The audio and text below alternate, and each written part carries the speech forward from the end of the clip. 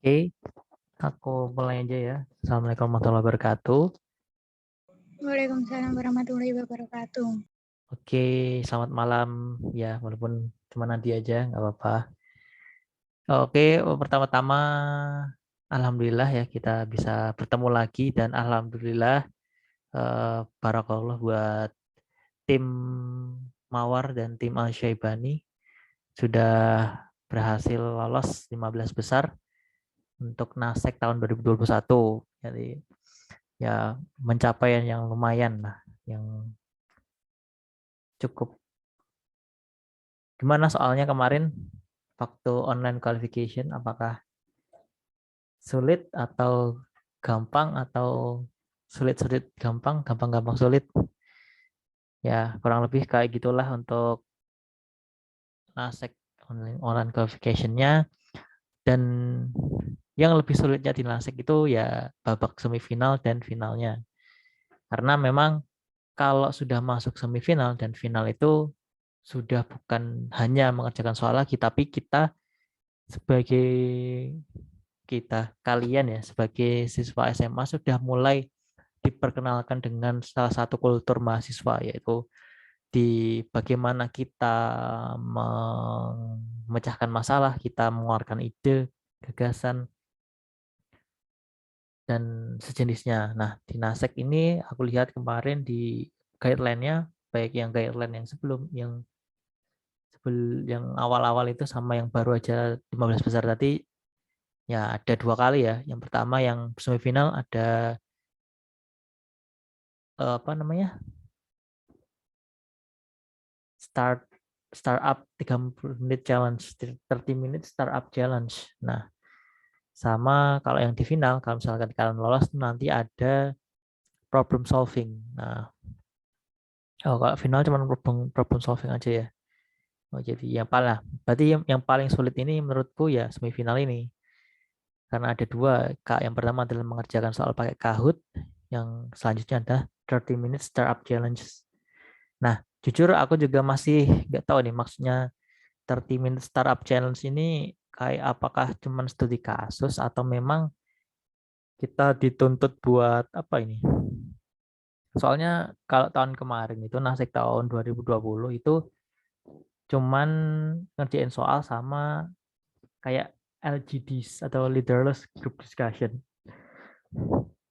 Jadi modelnya kalau tahun kemarin itu nanti kalian dibagi apa namanya breakout room di Zoom. Nah, nanti kalian akan dikasih suatu topik atau tema, kemudian kalian diskusi antar satu breakout room ini, eh, diskusi mengenai topik tersebut. Tetapi diskusi tersebut tidak dipimpin moderator kayak misalkan eh, biasanya kan dipimpin moderator. Nah, kalau ini cuman dibiarkan kalian buat memulai diskusi, terus bagaimana berjalannya diskusi. Nah, di situ kalian akan dinilai inisiatifnya, aktifnya, argumentasinya, dan sebagainya. Nah, tapi kalau tahun ini kan sudah, nah kita lihat aku share guideline-nya ya. Nah, di guideline-nya ini kan agak berbeda. Jadi kalau di semifinal nih, oh ya, judul temanya kalau tahun ini tema naseknya, naseknya. Actualizing Islamic Economics and Finance in the Momentum of Economic Recovery. Jadi kurang lebih kalau diterjemahkan adalah eh, mengaktualisasikan ekonomi Islam dan mengaktualisasikan ekonomi dan keuangan Islam dalam momentum recovery ekonomi. Jadi kurang lebihnya mungkin nanti paling itu akan ada nyerempet-nyerempet di keuangan, finance. Nah, terutama kalau ini sponsornya kan ada ini ya, investor ya. Nah, mungkin nanti ada kaitannya juga sama fintech. Ya, jadi teman-teman coba eh, pelajari sekilas apa ya, satu sedikit atau beberapa tentang fintech,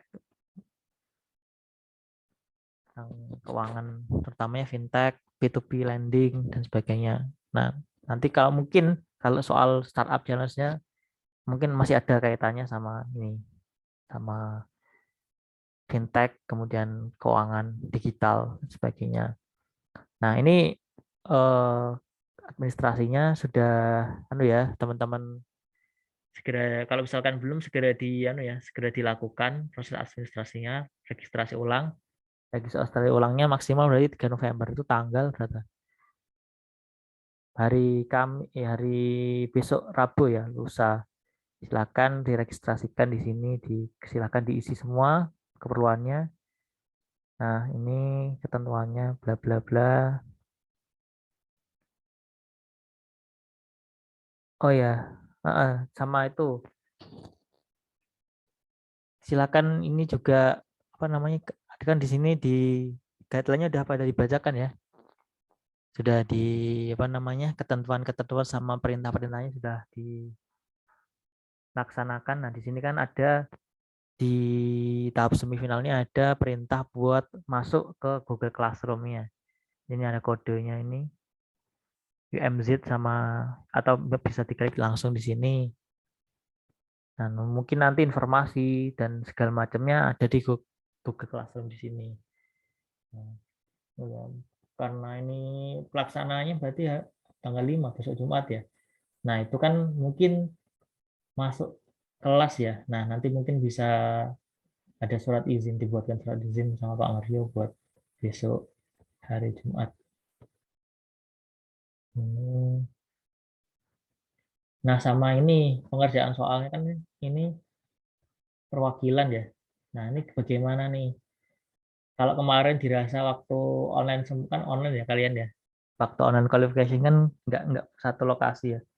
Nah, misalkan dirasa kalian itu kurang maksimal, nah bisa nih di apa namanya ketemu atau misalkan kalau rumahnya masih di sekitar Solo aja bisa ketemu di satu lokasi katakanlah di sekolah itu buat ngerjain ini apa namanya soal semifinal ini biar misalkan takutnya kalau beda tempat kan ada miskomunikasi jadinya bisa mengurangi konsentrasi dalam mengerjakan soal. Ini juga ketentuannya juga harap di patuhi juga tidak boleh buka catatan tapi boleh tetap pakai kalkulator. Jadi ini Kahoot-nya 30%. Jadi kalau Kahoot ini sebisa mungkin secepat apa namanya kalau menjawab itu cepat yang paling cepat lah, tapi tetap teliti.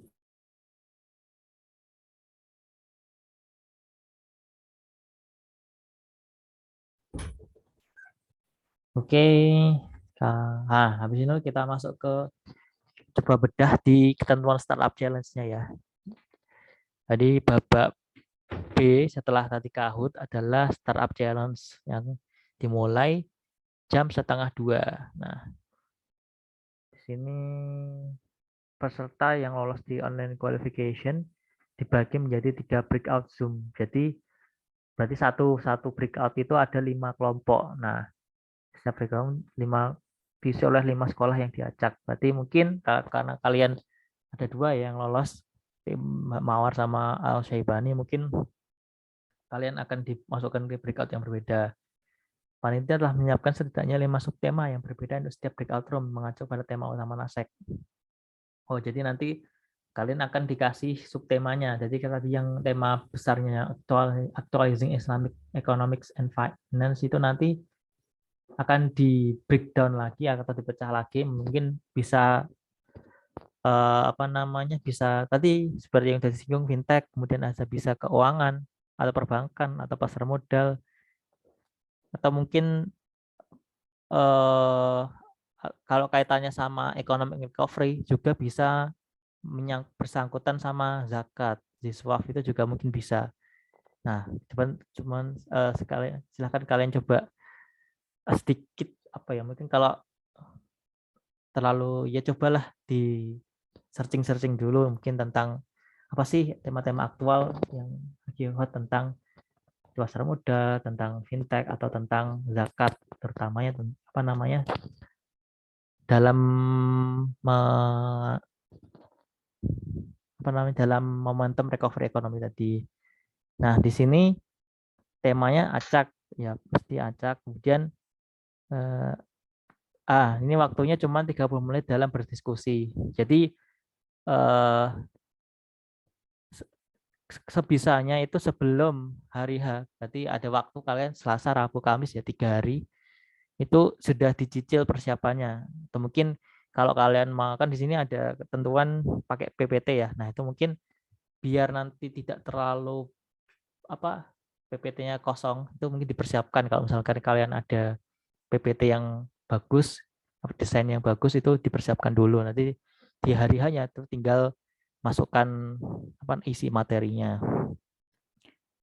Tidak ada batasan bagi peserta memunculkan ide yang menarik, kreatif, dan inovatif. Nah, jadi tidak ada batasan. Nah, biasanya kan kadang ada batasan maksimal berapa slide dan sebagainya. Nah, di sini tidak ada batasan, di bebas. Yang penting masih dalam waktunya, masih dalam batas waktu 30 menit pengerjaannya. Nah, ini selama diskusi, peserta diharapkan melampirkan hasil diskusi dalam bentuk PPT yang akan dipresentasikan setelah waktu berakhir. Nanti ada juga urutan presentasi setiap kelompok akan ditentukan oleh panitia, waktu presentasi maksimal 15 menit.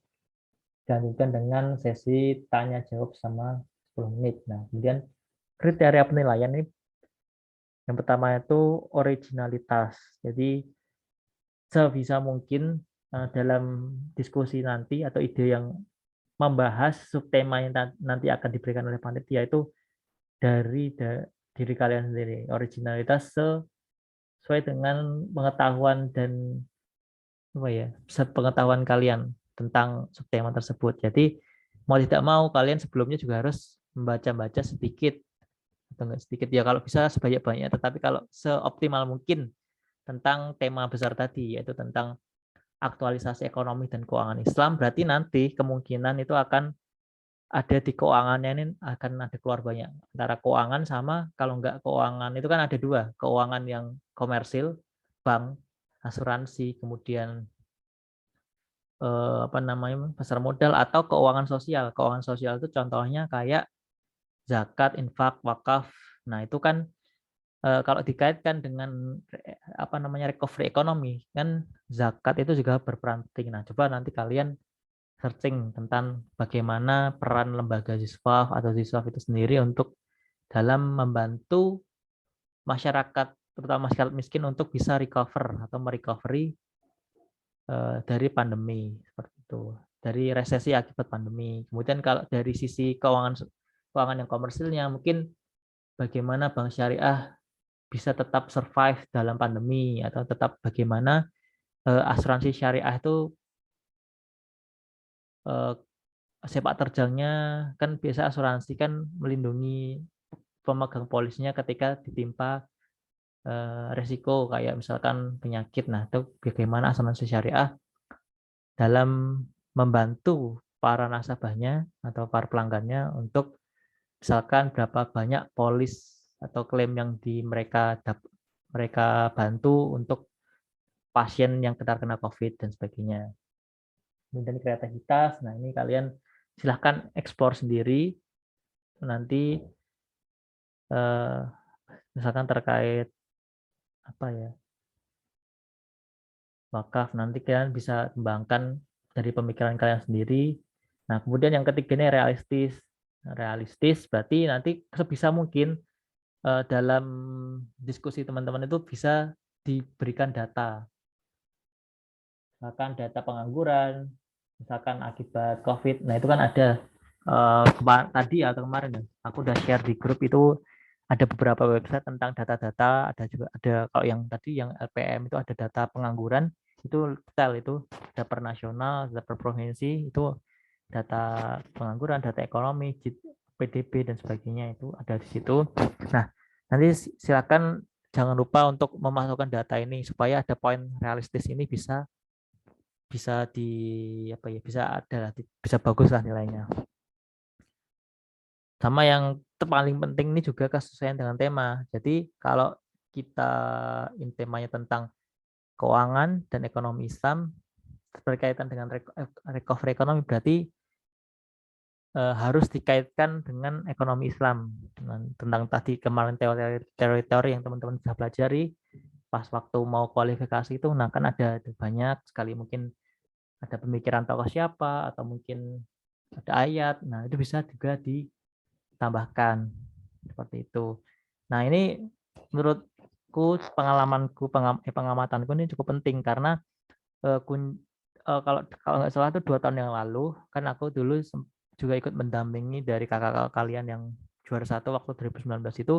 Nah, waktu mereka presentasi final itu tuh mereka dapat nilai bagus karena dari semua finalis yang mempresentasikan problem solvingnya itu mereka yang paling sesuai sama temanya. Nah, kalau yang peserta lain itu hanya istilahnya substansinya atau isi dari materinya itu sebenarnya tidak ada kaitannya dengan ekonomi Islam, tetapi hanya judulnya aja dikasih judul syariah, tetapi dalam pembahasannya nggak ada. Nah, kalau kakak tingkat kalian dulu itu substansinya atau isinya memang membahas mengenai salah satu konsep dalam ekonomi Islam. Itu kalau bisa dalam pembahasan kalian ada di situ, disinggung di situ. Nah, ini jadi yang poinnya paling penting di semifinal tuh ya ini 30 minutes startup challenge. Nah, itu. Nah, kalau misalkan kalian ada waktu mungkin apa ya? Hari Kamis atau hari Rabu besok atau Rabu atau Kamis mungkin coba kita simulasikan bagaimana. Jadi kita coba simulasi buat coba nanti aku kasih subtema kayak tadi, tapi mungkin agak enggak ya, coba aku buat subtema dari tema besar yang diberikan asik itu, nanti kita coba untuk simulasikan mungkin dari kelompok Asyaibani sama kelompok Mawar, nanti coba kita simulasi buat 30 minutes startup challenge. Nah, itu kalau misalkan kalian sempatnya, kalau misalkan kalian ada kegiatan Wisma atau kegiatan akademik ya, kalau misalkan nggak bisa ya nggak apa-apa sih. Nanti kita anu aja, apa namanya, komunikasi via WA aja kalau misalkan bisa. Nah, itu kurang lebih untuk semifinalnya. Tapi kemudian kalau final ini pelaksanaannya masih tanggal 11 ya. Nah, itu kita bahas setelah misalkan kalau berhasil nembus semifinal aja, kita step by step aja. Oke, mungkin dari Sabrina atau Nadia ada yang ingin didiskusikan, ditanyakan tentang semifinal ini, atau mungkin masih bingung terkait startup ini. Sebenarnya aku juga belum tahu terlalu ngeh sih maksud dari panitia ini akan lebih mengarah apakah mau bentuknya ini, kan kalau startup itu lebih identik sama kita membuat sebuah bisnis yang solve masalah. Nah ini apakah harus bentuknya sebuah bisnis atau sebuah solusi? Yang pokoknya intinya sepemahamanku ini bagaimana pasti nanti akan diberikan sebuah tema yang di situ ada masalah, bagaimana kita bisa menyelesaikan masalah itu. Jadi intinya startup kan dibuat untuk menyelesaikan suatu problem atau solusi untuk atas suatu masalah. Jadi situ sih. Oke, atau ada yang ingin diskusikan, Nadia atau Sabrina? Mas Azmi mau tanya, Mas. Ya. Itu nanti bentuk presentasinya itu secara langsung via Zoom, kita menampilkan PPT atau kita buat video gitu? Kita langsung. Jadi ya dari apa namanya buklet di sini kan pakai breakout room. Nah, itu berarti langsung dipakai Zoom. Langsung nanti ada dewan juri, ada dari panitianya, nanti mungkin akan gantian gitu. Nanti yang jadwalnya ini, gilirannya ini, misalkan tim dari sekolah lain dulu masuk, kemudian baru nanti tim kalian akan dipanggil, nanti akan diundi. Nah, di ruang Zoom nanti ada panitia sama ada si dewan jurinya. Nanti ada juga sesi tanya jawab langsung. Gitu deh.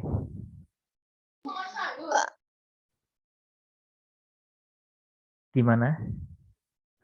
Nah, itu.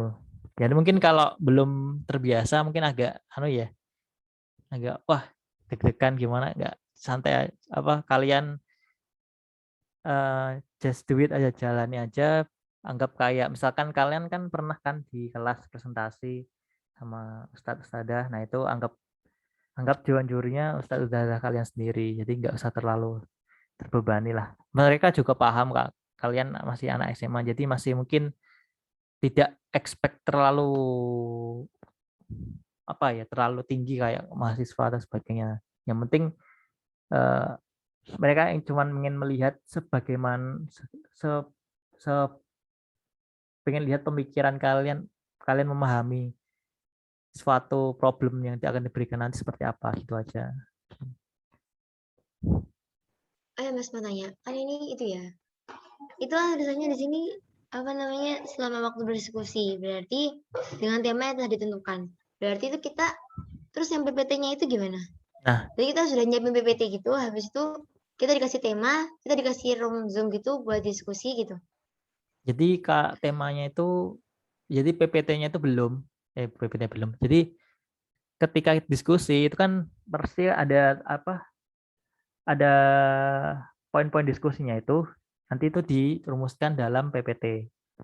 Jadi kayak kalian diskusi misalkan bahas ini, oh gini seperti ini. Nah, itu dituangkan dalam outputnya itu PPT. Alat bantunya buat nanti presentasi ke PPT gitu. Jadi memang temanya belum diberikan, tetapi ketika diberikan itu kalian sambil diskusi sambil buat PPT. Jadi outputnya nanti PPT. Jadi makanya tadi diusahakan kalau misalkan kalian mau, kalau dari jauh hari itu udah menyiapkan, kalau misalkan pengen visual PPT-nya bagus berarti disiapkan template-nya dulu kayak gitu. Nah, nanti juga perlu ada pembagian siapa nanti yang jadi itunya, bagian netralisasi diskusi kalian yang mau megang Eh, PPT-nya, maksudnya megang PPT-nya. Oke Mas, itu berarti apa namanya kan dibagi oleh di setiap breakout room setidaknya diisi 5 sekolah acak. Berarti itu 5 sekolah acak atau kita diacak timnya dimasukin ke beda-beda tim atau breakout room itu ada 5 sekolah dan masing-masing timnya.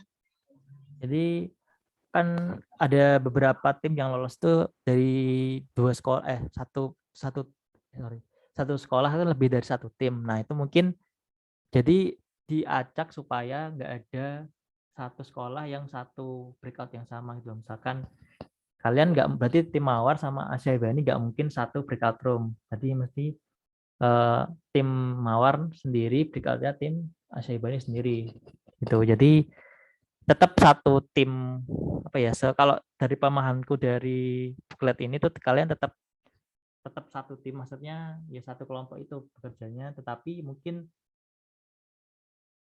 dipisah.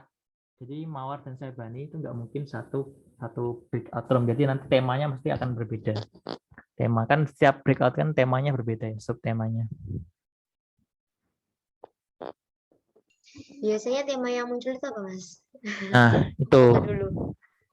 kalau dari tema besar ini, kan tema besarnya ini Actualizing Islamic Economics and Finance. Jadi aktualisasi ekonomi Islam dan keuangan Islam dalam momentum recovery ekonomi. Nah, kalau kita pecah Islam Economic berarti lebih ke Islamic Economic and Finance. Bagaimana kita aktualisasi berarti kan bahasan yang paling paling terkini, berarti yang kira-kira masalah kekinian tentang ekonomi Islam dan keuangan Islam yang berkaitan sama recovery ekonomi. Misalkan berarti bisa, misalkan keuangan berarti kan bisa perbankan, asuransi, pasar modal. Kemudian kalau kalau yang keuangan yang non komersil, non perbankan itu bisa siswa, itu juga bisa kaitannya sama recovery ekonomi. Nah, itu tapi kan karena kita belum tahu ya, belum ditentukan ya, itu mungkin challenge-nya di situ. Jadi kita belum bisa dituntut kita benar-benar 30 menit itu kan ya cukup singkat buat, kalau kalian benar-benar sebelumnya belum research kecil-kecilan, belum baca-baca kan kalian agak keteteran. Nah, itu makanya coba, kalau saranku sih kita searching baca-baca terkait berita ini atau topik terkait dengan apa namanya momentum recovery. Nanti coba aku coba cari-cari. Mungkin ada artikel-artikel yang terkait sama tema ini, atau mungkin ada jurnal-jurnal yang terkait sama tema ini. Coba kalian baca-baca. Karena ini juga challenge yang cukup menantang sih menurutku, yang ini dari nasik-nasik yang sebelumnya paling susah, karena memang kalau offline memang nggak jarang kalau semifinalnya kayak gini. Biasanya kalau offline itu kalau nggak cerdas cermat ya kayak outbound gitu. Jadi soal-soal yang pakai semi-semi outbound kayak Running Man gitu. Nah, kalau online, kalau tahun kemarin itu cuman diskusi aja, diskusi terus nanti dinilai dari argumen waktu diskusi. Nah, kalau yang ini, nah ini lebih next level lagi tentang apa tadi, startup challenge kayak gitu. Oh ya Mas Azmi mau nanya soal yang startup itu. Nah, tadi kan maksudnya telat. Maksud 30 menit startup itu apa ya Mas? Oh, jadi ya oke. Jadi kalau aku sendiri juga sebenarnya frankly speaking itu juga masih belum ngeh maksud dari panitia ini buat 30 minute startup challenge itu kayak apa, gimana, apakah dia mau bikin startup atau gimana, itu juga masih bingung dalam 30 menit. Tapi kalau sepemahamanku ya, kan startup itu kan apa ya, katakanlah sebuah bisnis rintisan yang diciptakan buat solve suatu problem atau menyelesaikan suatu masalah. Nah, nanti mungkin kalian akan dikasih suatu subtema dari suatu apa ya, breakdown atau sub dari tema besar tadi, bisa mungkin keuangan atau apa atau disvalve atau gimana yang lain. Nanti ke situ di dalamnya ada kayak masalah atau mungkin ada tentang suatu masalah katakanlah. Nah, di situ mungkin kalian akan disuruh diskusi buat solve masalah di situ. Nah, jadi kalau kalau bahasanya di startup itu kan ada namanya pitching namanya. Pitching itu suatu presentasi singkat buat memperkenalkan solusi yang ditawarkan dari startup tersebut. Nah, nanti kalian mungkin akan disuruh pitching atau disuruh menawarkan solusi kalian atas masalah yang akan disajikan untuk kalian nanti. Nah, kalau nggak salah kuncinya pitching itu tidak, yang penting itu apa itu the point sama masalahnya, kemudian kalian tawarkan solusinya seperti apa, tidak perlu terlalu panjang, yang penting oh solusi kami itu seperti ini, tetapi di dalamnya juga harus ada kayak hal-hal yang bisa membuat si dewan jurinya itu tertarik dengan solusi kalian. Kalau biasanya kalau nggak di pitching di startup tuh, mereka kalau presentasi atau kalau pitching itu mereka tuh sambil ada storytellingnya, ada ceritanya. Nanti coba aku share itu ntar. Coba ntar aku coba dilihat Instagram, tadi aku lihat nemu contoh pitching.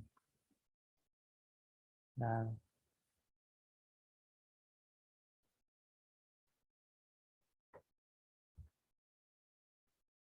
Oh ya Mas Azmi mau tanya. Biasanya Q&A kayak gitu sama dosen atau sama siapa Mas? kalau ya biasanya memang dosen, tapi nggak semua dewan juri itu, tidak semuanya dosen. Ada beberapa yang mungkin ada praktisinya. Kan di sini ada sponsornya Investri kan ya. Nah, ini ada sponsornya Investri. Mungkin salah satu dari orang Investri juga jadi jurinya di situ. Tapi mungkin ada juga satu dosen atau dua. Dan mungkin ada juga mahasiswanya. Nah, contohnya storytelling tuh kayak gini. Nah, di sini. Nah, ini contoh storytelling. Kelihatan nggak ya? Nah, Wahyu, direktur di Kemenikah, bla bla bla, terlihat hutang akibat pemotongan setengah gaji selama pandemi.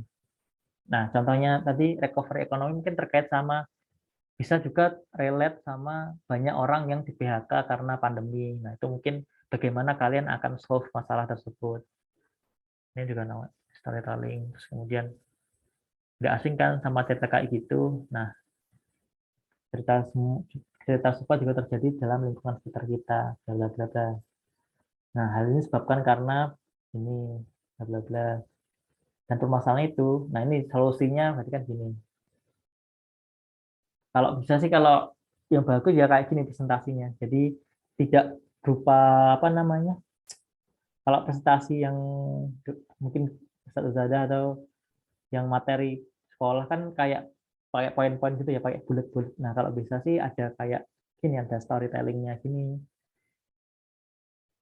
dan apa gini. Tapi ini agak anu ya, visualnya terlalu bagus ya. Tapi nggak usah sebagus ini sih, tapi yang penting ada ada narasinya lah, narasi. Kalau misalkan nggak bisa seperti ini ya nggak apa-apa. Sebisa kalian aja dalam 30 menit itu. Just do your best gitu aja. Berarti bisa dibilang startup 30 startup challenge itu kita kayak dikasih satu masalah atau kita yang buat masalah, habis itu kita juga ngasih solusi. Ya, pastilah kita yang anu lah, kita nggak akan buat masalah. Pasti kita nanti akan dihadapkan Maksudnya kita pada kita yang nyari masalah. Oh ya sih, bener sih. Jadi kita yang dihadapkan satu masalah, ya habis itu di situ kita mencari solusinya gitu, Mas. ya solusi apa yang kira-kira akan kita tawarkan buat solve masalah tersebut. Nah, itu. Nah, sama tadi nilai apa namanya? Juga based on data kalau bisa ya. Misalkan pengangguran tinggi. Nah, itu kalian harus jabarkan berapa sih pengangguran saat akibat pandemi. Berarti kan kalian bisa cari data pengangguran tahun 2020 bulan apa ya berarti? Pandemi itu bulan Maret sampai bulan Desember 2020 sama bulan tahun 2021 awal gitu. Nah, itu bisa buat memperkuat apa namanya? aspek realistis dan data kalian gitu. Karena kalau ekonomi kan memang base-nya data. Jadi setiap argumennya itu harus berdasarkan data. Nggak boleh atas tinggi. Kalian bisa mengklaim tinggi tetapi nggak tanpa ada datanya gitu. Nanti kalau datanya bisa dicari di nih trading economics atau kemarin atau yang kemarin aku share di grup ya. Kemarin apa tadi ya? Nah, itulah. Bisa kalian cari data-datanya. Tinggal search aja ini. Di sini, di search Indonesia.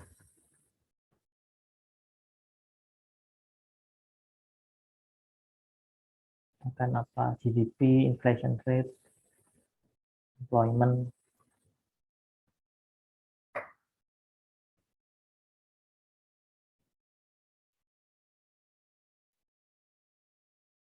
Nggak tahu kalau data mana sebentar. Kalau cek di nah ini yang best OPM ini juga bagus nih buat data-datanya. Ini malah bisa per provinsi juga. Ini unemployment rate. Jadi kan pengangguran. Persen 2020. Ini bisa per provinsi juga. Jawa Barat 10% ternyata, Jawa Tengah 6,48%. Ini juga ada jabarannya. The COVID-19 pandemic, berarti pandemi COVID-19 has led to mobility restriction, menyebabkan namanya pembatasan mobilitas terhadap para tenaga kerja, menyebabkan tremendous revenue loss for business, menyebabkan apa namanya kerugian yang sangat besar bagi bisnis. Pada akibatnya akan menyebabkan penurunan permintaan terhadap tenaga kerja. Karena COVID-19 Indonesia apa namanya Indonesia tingkat pengangguran Indonesia meningkat dari 5% menjadi 7% di 2020. Jadi yang paling tinggi di Jakarta, Banten, Jawa Barat. Tuh. Tapi yang paling tinggi Bali. Nah, itu mungkin bisa kalian buat membantu argumen kalian besok. Itu sih. Itu mungkin untuk anunya itu ya, untuk 30 minutes startup challenge. Nah, buat apa namanya, buat yang apa satunya yang 30% itu kan Kahoot. Nah, Kahoot itu kalian udah familiar kan sama Kahoot atau sering pakai? Mungkin ustadz sering pakai Kahoot. Pernah tahu, Wah, pernah. Ya. udah kan. Nah, kurang lebih ya kayak gitu. Nanti pokoknya sebisa mungkin kalian jawabnya secepat mungkin, tetapi harus memperhatikan jangan sampai salah. Cepat tapi tetap teliti. Karena kan kalau pakai Kahoot itu harus semakin cepat semakin tinggi nilainya. Kalau benar ya, kalau salah ya. Nah itu 30%. Sebentar. Kahoot sama yang paling penting koneksi sih. Itu udah. Nah, aku kemarin punya soal Kahoot deh kalau nggak salah. Tapi cuma fikih muamalah dong. Nah, aku coba buka.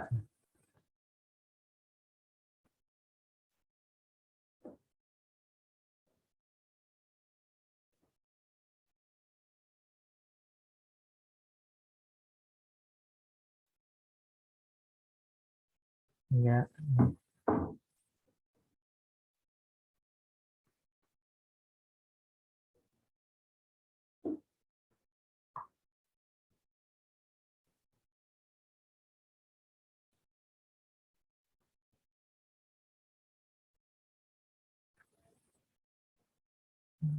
bentar, masih loading.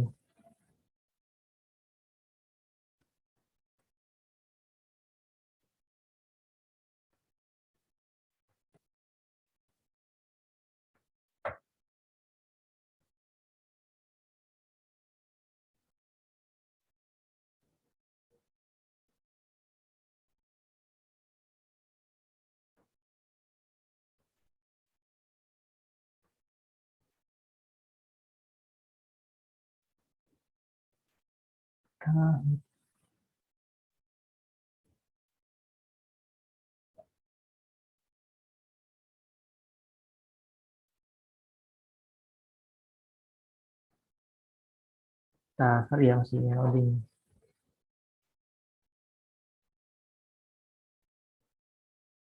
Nah, agak lembut nih sinyalnya. Nah,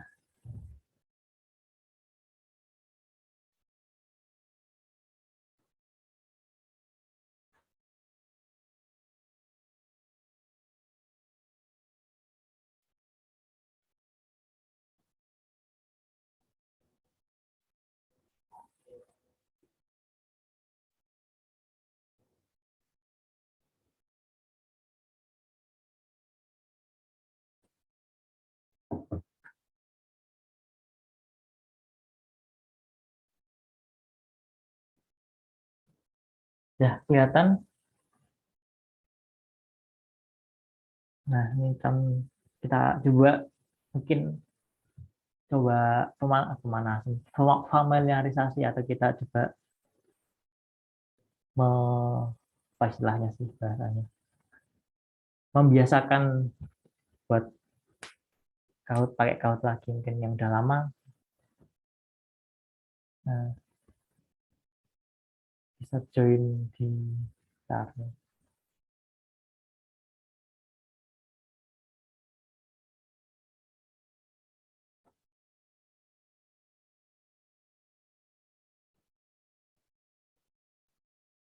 Ini nggak bisa di share.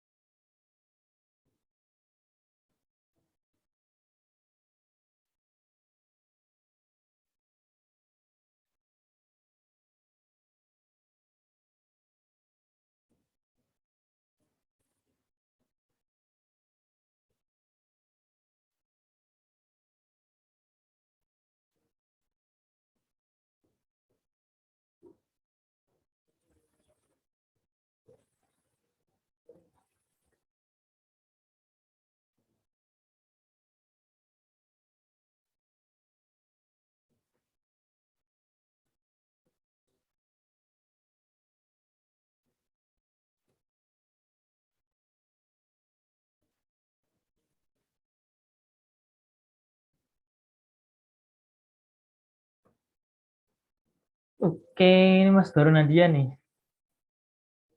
Sabrina ini ada kendala kah kalau misalkan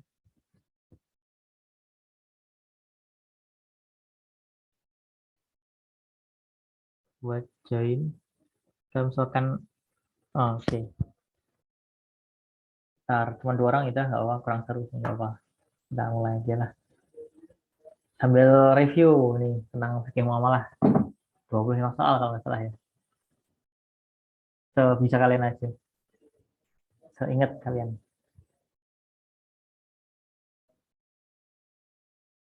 Ntar musiknya yang seru.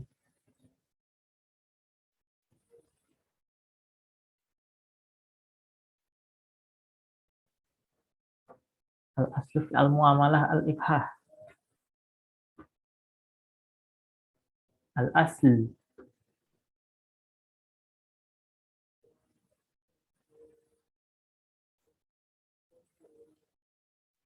Nah, oke. Jadi jawabannya adalah semua bentuk muamalah kan al-aslu, asal muamalah kan al-ibhah. Al-ibhah itu boleh bila kecuali bisa ada dalil yang lafi melarangnya atau mengharamkannya. Tuh. Oke, next.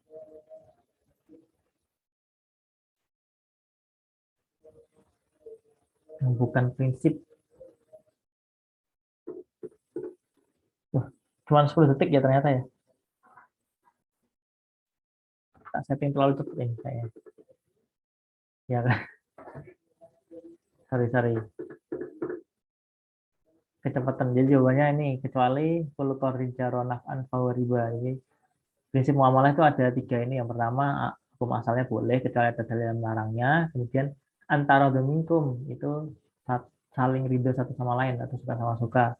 Sama la tadlimuna wa la tudlamun. Tidak menzalim dan tidak dizalimi. Jadi 3 itu. Nah, kalau yang ini itu bukan prinsip. Prinsip kan yang dasar ya. Prinsip itu kan yang dasar-dasar. Kalau ini sudah masuk ke tentang riba, jadi sudah masuk ke pendalamannya lagi, bukan di prinsipnya lagi. Oke, next.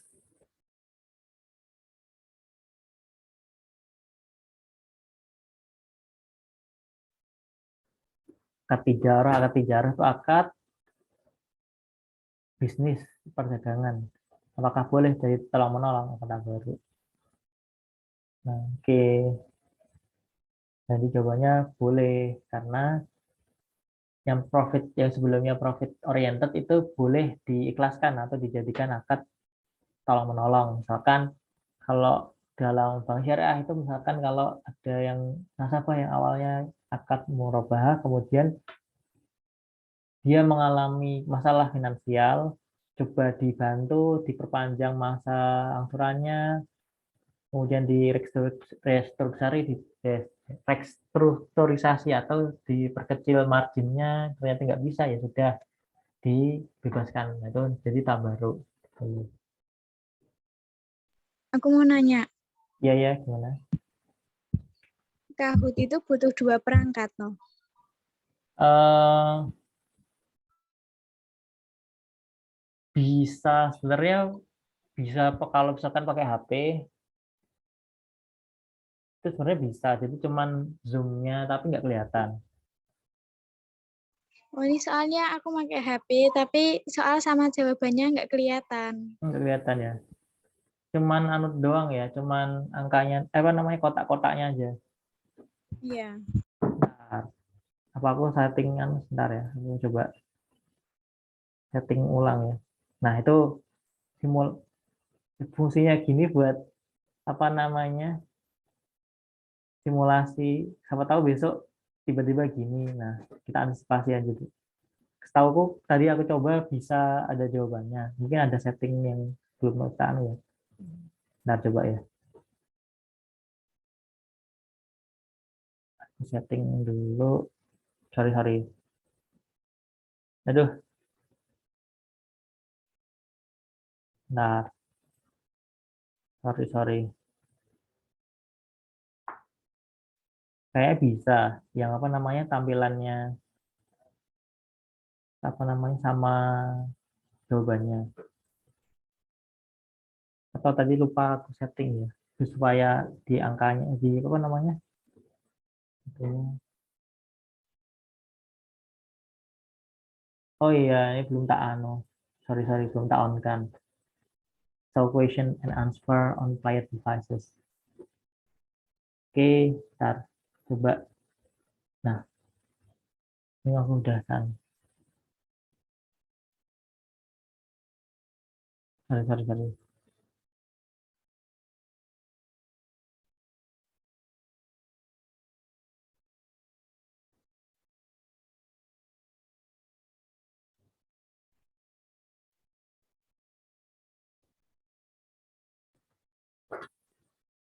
Pinnya, sorry.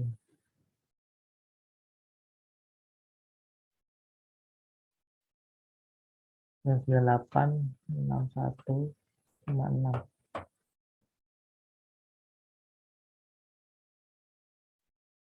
Ini kayaknya udah kelihatan nanti apa namanya.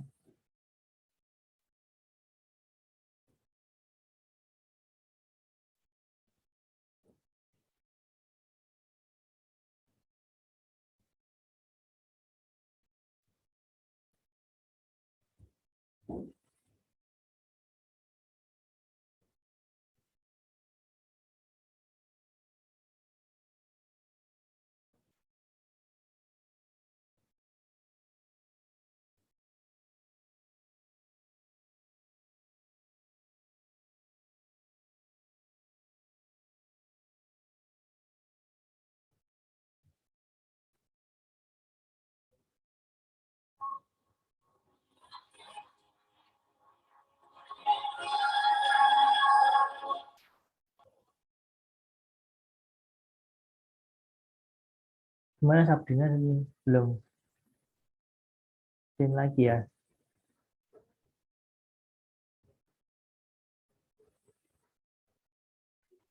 Maaf Mas, tadi yang di organisasi. Oh ya nggak apa-apa, Bentar. santai. Mantap emang, enak-enak. Oke, NHV, Eko NHV. Nah, ini muncul nggak? Bentar, belum ya. Jawabannya, soalnya. Di device kalian muncul kan?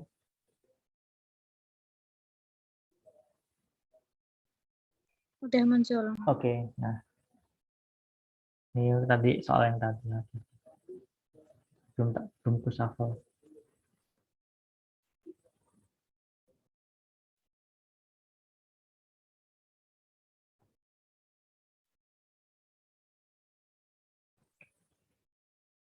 Oke, tadi udah ya.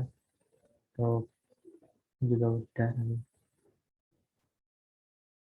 Bukan prinsip. 10 detik. Duh.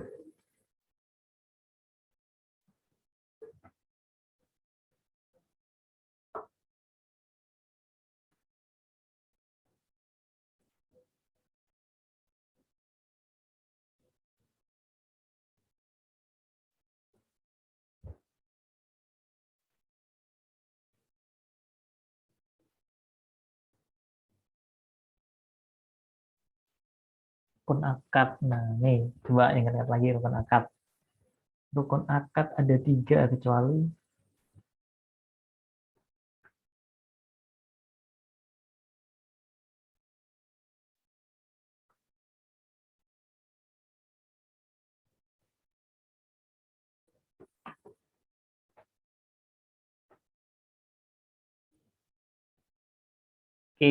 rukun akad udah pada ingat ya. Jadi kalau sigot itu ikut kabul, akidain itu 2 orang yang berakad, orang ya 2 orang itu yang menyerahkan atau menerima, meminjamkan, menerima pinjaman. Kalau ini maksud itu objeknya, yang diakadkan.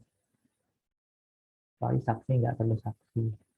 Kecuali kalau apa namanya, kalau terjadi utang piutang atau tidak tunai baru ada saksi.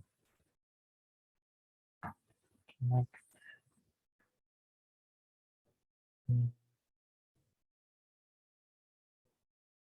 Nah, ini agak susah ini.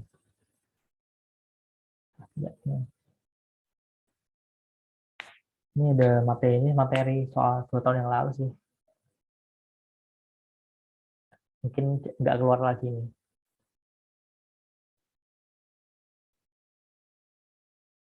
Nah, judulnya sahih wa ghairi sahih. Sah dan sahih. Nah, nanti juga relate lagi sama soal selanjutnya kalau nggak salah. Sah. Apa yang disebut sah itu apa kira-kira?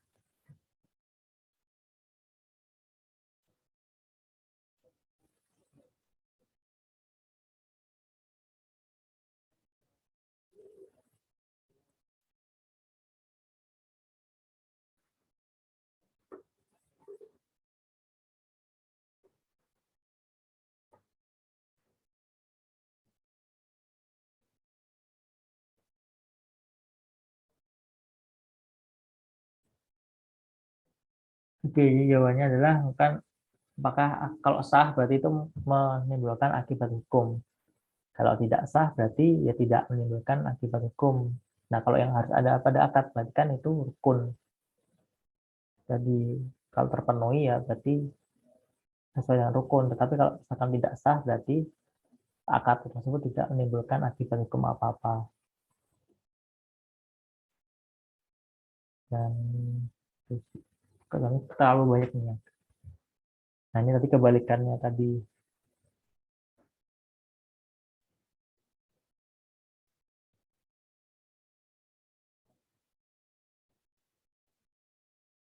Ya benar semua. Jadi kalau tijarah boleh dirubah jadi tabaruk, tetapi kalau akad yang tabaruk sifatnya tolong menolong itu tidak boleh dirubah jadi tijarah. Nah, tapi dalam prakteknya kalau di kontemporer itu eh, kan rahan itu kan aslinya akad tabaruk ya, tetapi kalau dalam kontemporer atau dalam zaman modern sekarang dijadikan juga sebagai bisnis. Nah, tetapi itu dengan secara apa ya? Caranya itu dengan akadnya tetap rahan tetap akad tabaruk tapi digabung di apa ya? Ada namanya akad pelengkapnya sama ijarah, jadi rahan sama ijarah. Jadi yang dibisniskan ijarahnya tetapi rahannya buat apa namanya tabaruknya. Jadi tetap ya itulah masih debatable kayak gitu tuh kontemporer. Tuh akan tabaruk apa aja.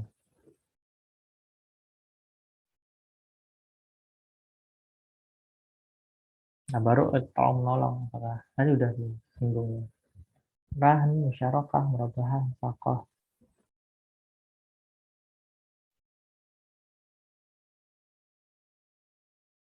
Oh,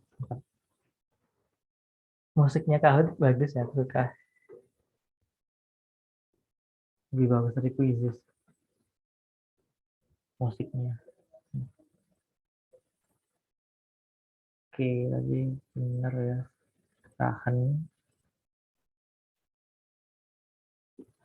Nah, A memiliki utang terhadap B, C memiliki piutang terhadap A. A mengalihkan piutangnya B ke C.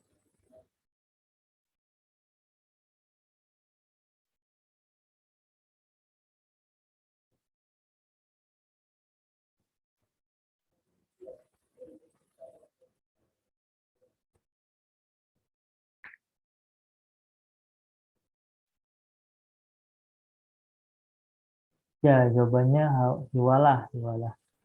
Kalau kafalah itu ke penjaminan utang. Jadi misalkan ya kalau ya kayak kartu kredit itu juga kafalah menjamin utang. Jadi banknya yang menjamin si nasabahnya dalam transaksi ke merchant atau penjualnya pakai kartu kredit syariah. Nah, kalau hawalah ini kayak pengalihan utang gitu. Wakalah perwakilan, akan letter of credit, kemudian transfer ke wakalah.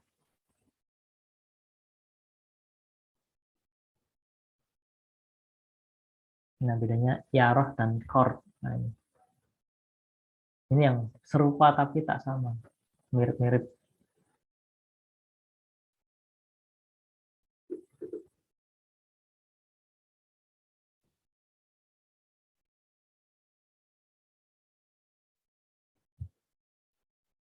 Yang jelas jawabannya bukan yang hijau. Yang hijau cuman nemuin jawaban.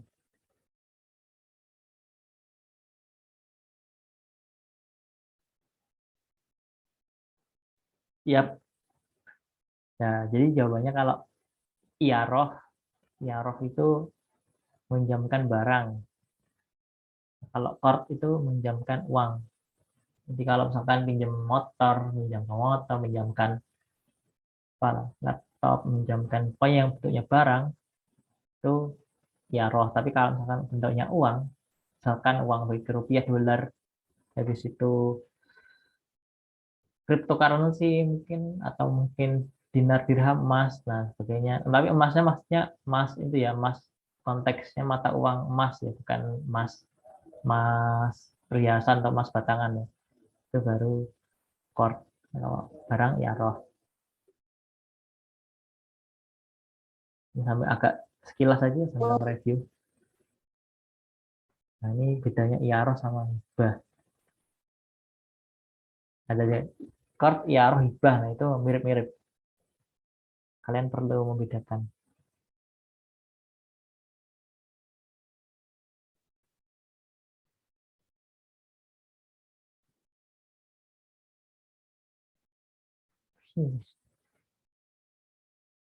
Yang jelas bukan yang hijau ya. Ya benar. Jadi kalau iaroh itu meminjamkan sama kayak qard, tapi kalau hibah itu memberi. Jadi tidak harus dikembalikan. Oke, pintar semua nih, mantap.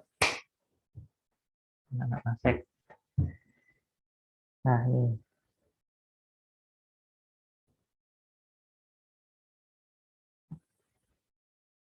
Nah rukun-rukun wakaf ada apa aja? Ada apa aja? Ada wakif, nazir, mauquf alaih, mauquf bih, sama istijot. Nah, salah satu dalam rukun kan ada orang yang memanfaatkan harta wakaf. Nah, itu apa dalam rukun akad disebut sebagai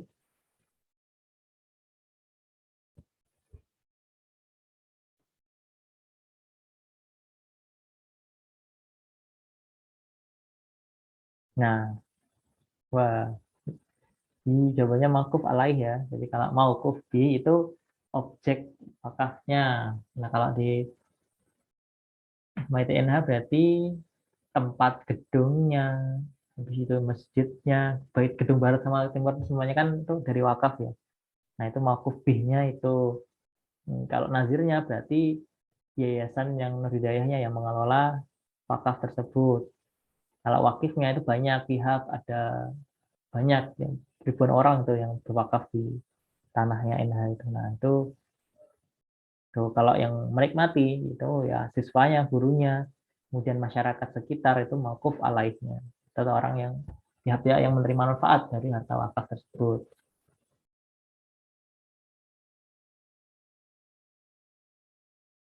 Nah, terus bedanya kirot sama mudharabah. Nah, ini juga yang mirip mirip tapi apakah sama?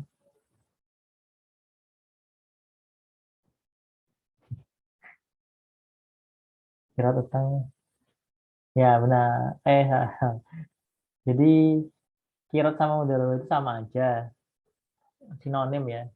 Jadi kalau nggak salah itu mudharabah atau kirot ya. Pokoknya kalau mudharabah itu sebutan untuk Arab daerah, sorry, kirot itu Arab yang daerah Irak itu nyebutnya kirot. Tapi kalau mudharabah itu daerahnya Madinah, Mekah, Hijaz, Arab yang bagian barat itu nyebutnya mudharabah. Jadi sama, istilahnya sama aja. Jadi ada kirot, mudharabah, muqorodah itu sama. Nah, kalau dalam hadis itu istilahnya bukan mudharabah tapi muqorodah. Muqarabah, muqorodah. Kan muqorodah asalnya juga dari kirot juga. Nah, itu namanya mudharabah. Nah, itu dari kata memukul, memukul. doroba yadrib memukul. Nah itu secara bahasanya itu karena orang itu memukulkan atau memukulkan kakinya dalam berjalan dan berusaha. Nah, itu doroba itu secara bahasanya seperti itu. Next, dah berapa? Nomor berapa ini ya? 14, oh masih 14. Rasa. Nah ini doroba. Kan ada cuman ada dua ya.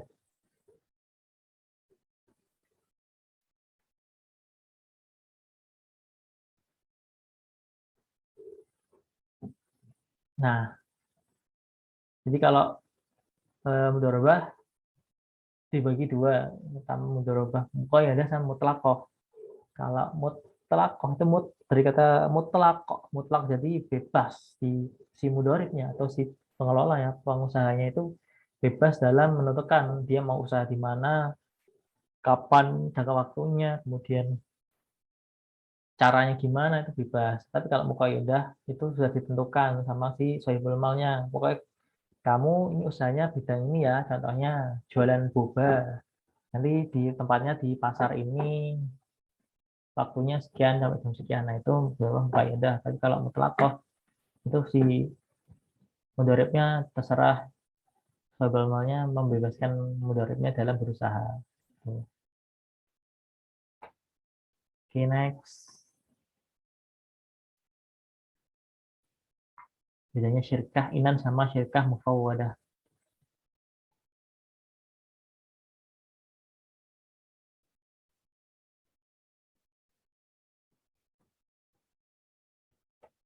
Nih, jenis-jenis syirkah kan ada mufawwadah, inan, amlak, abdan, apa lagi?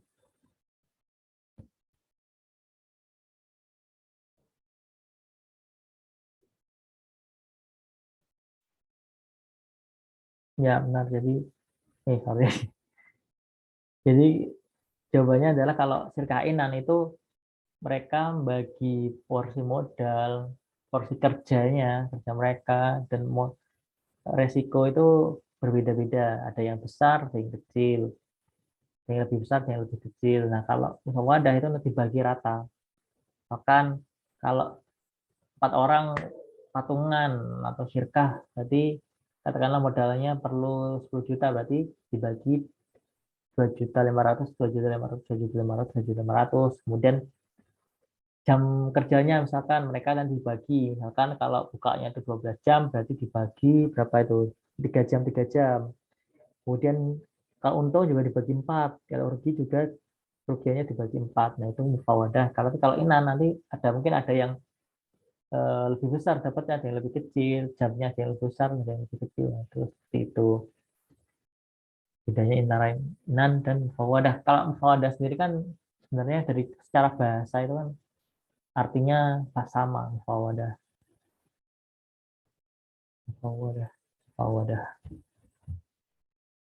Ini nomor 6, masih nomor 16 ya, 10 soal lagi. Ini muqarabah, muhabbarah, muhabbarah dan muzaraah.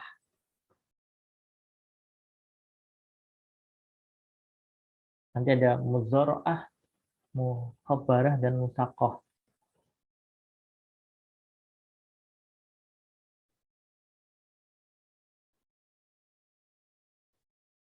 Yes, jadi kalau muzaraah bibitnya dari pemilik lahannya. Kalau muhabbarah itu dari penggarap. Jadi kalau di muhabbarah itu cuman si pemilik lahannya cuma nyediain lahannya aja. Tapi kalau di muzaraah itu sama sekalian bibitnya. Atau kalau musaqah itu dia cuman si penggarapnya cuman merawat saja, merawat tanaman yang sudah ada atau kebun yang sudah besar yang sudah ditanami, tinggal dipupuk dan dirawat saja supaya apa namanya, supaya subur, supaya panennya berhasil. Tapi kalau muzaraah sama khobarah itu sama-sama sebelumnya lahan kosong. Kalau muzaraah itu tidak, penggarapnya tidak menyediakan bibit, tapi kalau muhabarah bibitnya dari penggarapnya, bibit tanamannya. Mirip-mirip.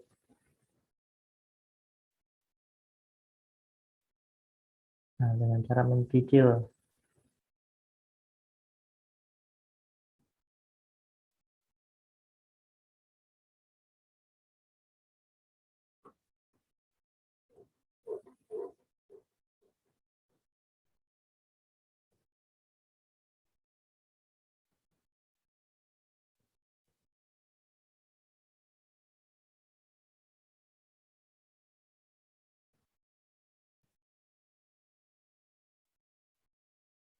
Nah, kalau lagi jawabannya by istisna ya. Jadi kalau istisna itu kan kita waktu pas kalau di istisna itu kan kita mau beli barang yang butuh proses produksi kayak misalkan bangun rumah, mebel atau mesin atau apa pesawat. Nah, kalau pesawat itu kan tidak misalkan kita mau beli tidak langsung apa namanya pesawatnya jadi, tetapi harus dirakit dulu mesinnya, bodi pesawatnya sama komponen-komponen lain. Nah, itu biasanya kalau di istisna itu dicicil berdasarkan progresnya. Misalkan pesawatnya sudah ngerakit mesinnya dibayar sekian persen, sudah rakit sayapnya sekian persen, kemudian sudah dirakit apa namanya pasang kursinya dan sebagainya. Nah, itu apa dibayar secara cicil atau bertahap. Nah, kalau bayi asalam itu dibayar secara full, secara penuh di awal, di muka. Jadi misalkan beli apa ya, mau biasanya di produk-produk pertanian, akan si A mau beli padi mau beli gabah 1 ton, dia langsung akan 1 ton pergi 1 tonnya 10 juta, langsung dia di awal 10 juta. Itu baru nanti setelah panen atau 3-4 bulan kemudian baru diserahkan barangnya. Jadi bayarnya di muka secara penuh, baru barangnya diselesaikan, diserahkan kemudian. Kalau istisna itu dibayar cicil dulu sampai lunas, baru habis itu diserahkan barangnya. Kalau bai bisa menajil itu kebalikannya dari bai asalam. Jadi barangnya dikasih dulu, tetapi bayarnya di belakang, bayarnya secara full setelah diserahkan temporer. Kalau musawamah itu jual beli yang apa namanya tidak dijelaskan dia ngambil untung berapa. Jadi kalau ini kan kalau di murabah kan kita wajib ngasih tahu ya ke pembeli kita eh, modal kita berapa, kita ambil untung berapa. Tapi kalau di musawamah ini tidak ada kewajiban untuk memberitahu pembeli kita berapa sih kita ngambil untungnya. Nah, ini yang lazim sehari-hari ya Ba'i Musawamah ini. Beda lagi nanti Ba'i Muzayyadah. Kalau Ba'i Muzayyadah itu nanti, kayaknya ada soal juga deh. Nah, ini agak kita skip aja. Skip aja. 7 Allah ya, sayembara.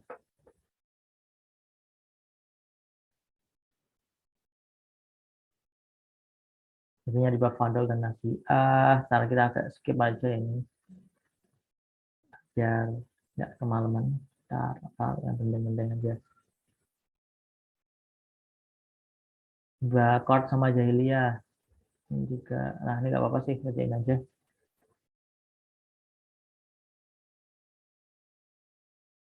Bakor sama jahiliyah. Oh,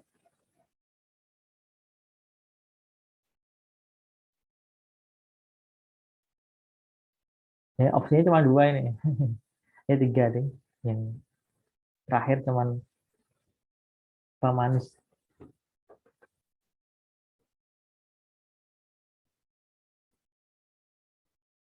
Oke, jawabannya yang segitiga ya. Wah, ini kayak Squid Games segitiga. Oke. Jadi kalau chord itu kan riba kan tambahan, ada ziyadah.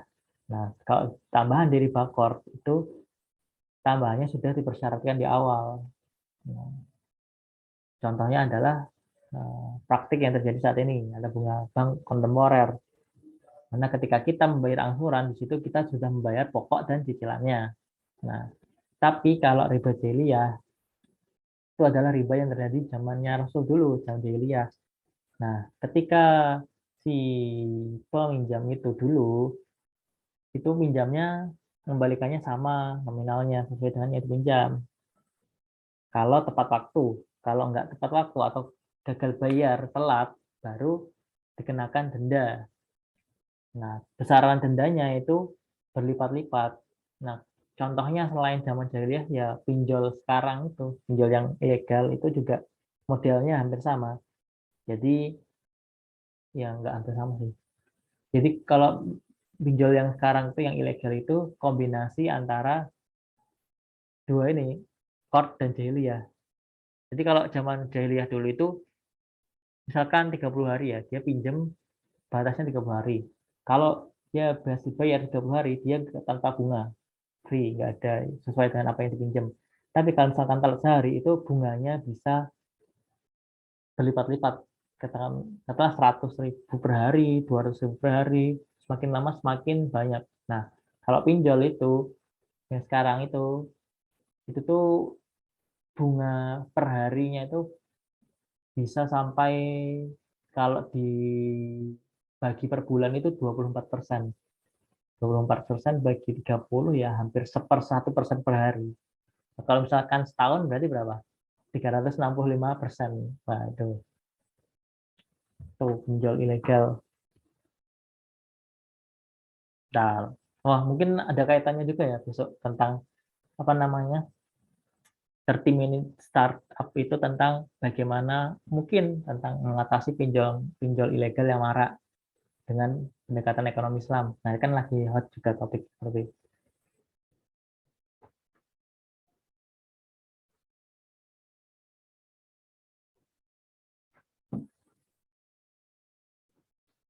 tentang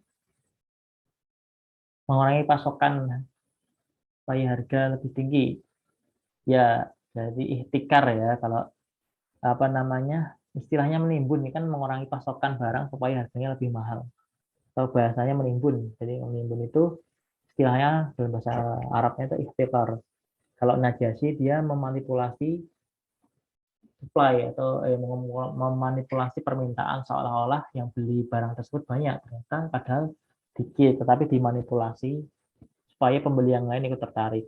Kalau tajlis, tadlis bukan tajlis ini, tadlis itu ya adanya ada mungkin hal-hal yang disembunyikan, mungkin cacat tapi tidak diungkapkan, kemudian ya sejenisnya. Kalau riswah itu ada suap, suap perizinan, suap mungkin dan sebagainya. Pokoknya intinya ada tidak pidana, ada unsur penyuapan di situ.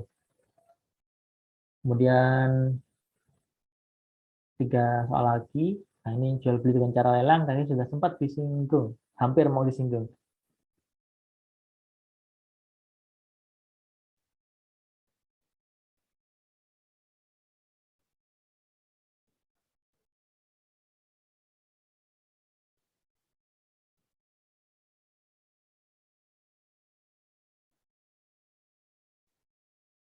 Nah, ini jawabannya adalah Ba'i Muzayyadah. Nah, jadi Ba'i Muzayyadah itu jual beli dengan cara lelang. Nah, contoh lelang dalam kehidupan sehari-hari ya, yang pertama yang sering kita temukan itu jual beli barang milik pemerintah atau aset pemerintah yang lama yang mau diganti itu biasanya dilelang. Kemudian ada juga lelang, banyak sih lelang pameran karya seni. Nah, kalau yang paling sering ditemukan setiap hari, yang paling sering nilai transaksi lelang terbesar per hari itu adalah di pasar saham. Nah, pasar saham itu mekanisme jual belinya itu dengan cara lelang. Jadi, misalkan A, dia pengen beli saham. Nah, dia itu akan lebih cepat dapat kalau dia beli dengan harga yang paling tinggi. Kalau misalkan sama harganya dengan misalkan A, B, C sama-sama dia ingin beli saham, katakanlah saham Unilever dengan nilai 10 apa harga 10.000, yang akan dapat pertama kali adalah yang paling cepat. Jadi istilahnya price priority sama time priority. Yang pertama adalah semakin tinggi harganya, maka akan semakin cepat dapat. Kalau misalkan sama harganya, maka yang paling duluan yang baru yang paling dapat, yang akan lebih cepat dapat. Itu kalau di sisi pembelinya ya. Kalau sisi penjualnya itu kebalikannya. Semakin dia jualnya semakin murah, berarti akan semakin dapat semakin cepat sahamnya akan terjual. Kalau misalkan dia menawarkan menjual dengan harga yang sama, berarti siapa yang cepat menjual, lebih cepat input jual akan yang lebih cepat untuk terjual. Tuh. Nah, kalau Mbak Muzabana itu Mbak jual beli biasanya itu buah-buah atau sayuran atau pokoknya yang produk pertanian yang masih ada di pohonnya, belum dipetik. Kalau Bai Urban itu apa ya? Aku lupa ya. Bai Urban.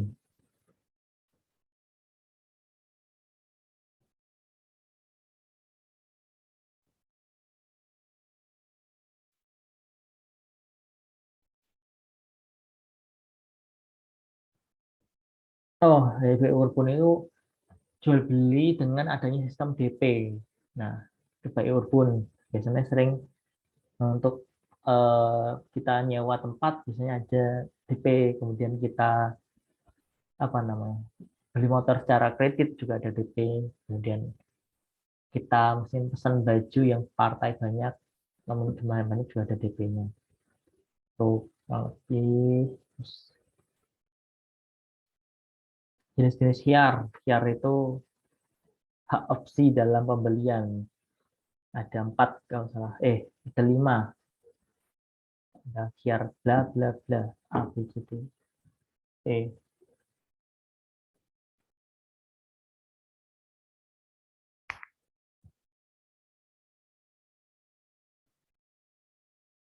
Jadi sebenarnya ini cuma ada satu dalam 5 ini yang sengaja disalah-salahkan.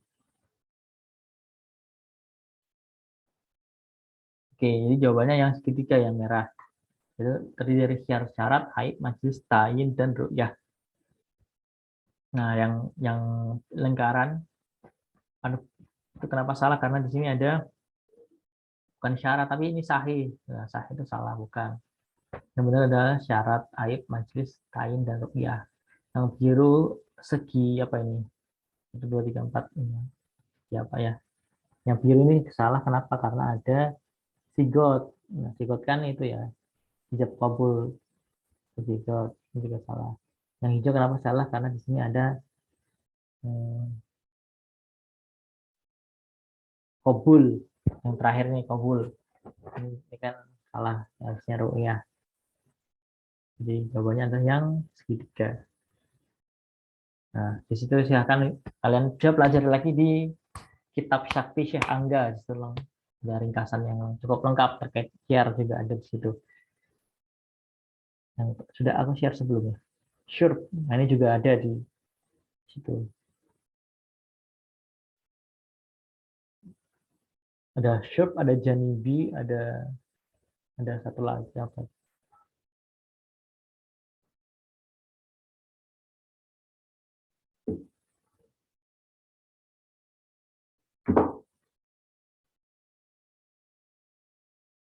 Nah, jadi jawabannya adalah hak mengambil air. Nah, akan ada sumur dia itu bukan miliknya, tapi dia diberikan hak oleh pemiliknya untuk mengambil air. Nah, dinamakan dengan hak syirb. Ada juga hak bertetangga, itu namanya janibi. Kemudian ada hak membuang air, apa yang nama istilahnya aku lupa sih. Sama hak untuk lewat tanah orang. Nah, itu kalau istilah Arabnya aku lupa.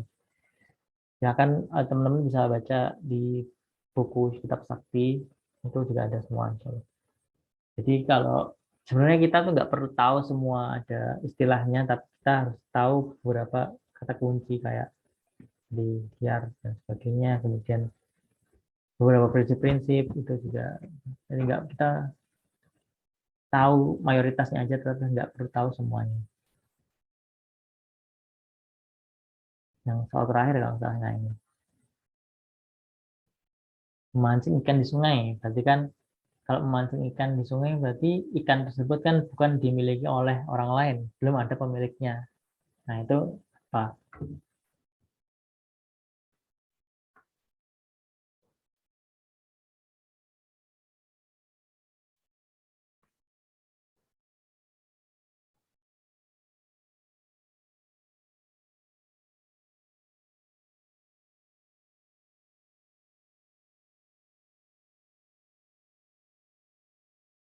Jawabannya adalah ikhraj al-mubahat. Jadi mengambil harta atau memanfaatkan harta yang belum dimiliki oleh orang lain.